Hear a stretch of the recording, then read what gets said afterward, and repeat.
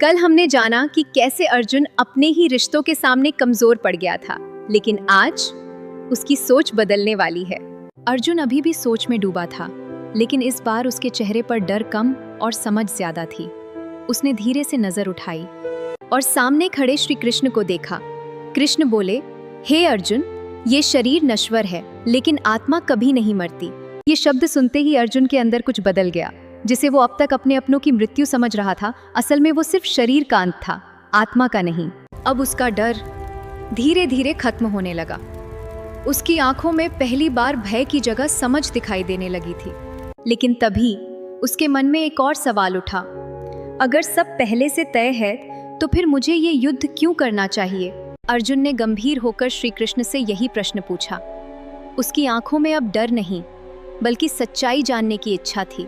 कृष्ण मुस्कुराए और बोले, अर्जुन, हे अर्जुन, क्या कहने हैं? मनुष्य का केवल कर्म करने में है। मनुष्य का अधिकार केवल कर्म करने में है, फल पर नहीं। ये शब्द सुनते ही अर्जुन ध्यान से सुनने लगा। अगर तुम अपने कर्तव्य से भागोगे तो तुम केवल अपने धर्म से ही नहीं, अपने अस्तित्व से भी दूर हो जाओगे। अब अर्जुन समझने लगा था, ये युद्ध सिर्फ जीत या हार का नहीं है, ये सही और गलत के बीच खड़े होने का समय है। उसके अंदर का भ्रम धीरे धीरे समाप्त हो रहा था। अब वो पहले वाला कमजोर अर्जुन नहीं रहा।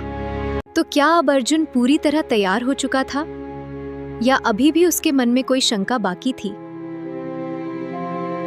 वो क्षण आ चुका है जब उसे अपना अंतिम फैसला लेना है। अर्जुन कुछ क्षणों तक शांत खड़ा रहा। एक गहरी सांस ली और फिर नजर उठाकर श्री कृष्ण की ओर देखा। अब उसकी आंखों में डर नहीं था, बल्कि एक अजीब सी दृढ़ता थी। हे प्रभु, अब मेरा मोह नष्ट हो चुका है, मेरी सभी शंकाएं दूर हो गई हैं। अब मैं समझ चुका हूं कि मेरा कर्तव्य क्या है और मैं आपके आदेश का पालन करूंगा। ये वही अर्जुन था जो कुछ समय पहले युद्ध से भागना चाहता था, लेकिन अब वो पूरी तरह तैयार था अपने धर्म के लिए खड़े होने के लिए। कुरुक्षेत्र का मैदान अब फिर से गूंजने वाला था, शंख बजने वाले थे और इतिहास लिखा जाने वाला था। जब इंसान अपने डर से ऊपर उठकर अपने कर्तव्य को चुनता है, तभी वो सच्चा कर्मयोगी बनता है। अर्जुन ने अपना फैसला तो ले लिया, लेकिन क्या यही इस कहानी का अंत है? कुरुक्षेत्र का युद्ध शुरू हो चुका था और अर्जुन अब बिना किसी डर के अपने कर्तव्य का पालन कर रहा था। लेकिन इस पूरी घटना में सबसे बड़ा बदलाव युद्ध में नहीं, बल्कि अर्जुन के अंदर हुआ था।